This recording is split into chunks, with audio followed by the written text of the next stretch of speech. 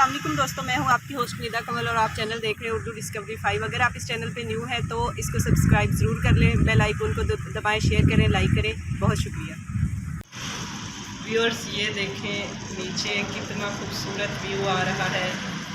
क्या अल्लाह ताला ने खूबसूरत नेमतों से हमें नवाजा है। ये कितनी खूबसूरत फिशेस हैं।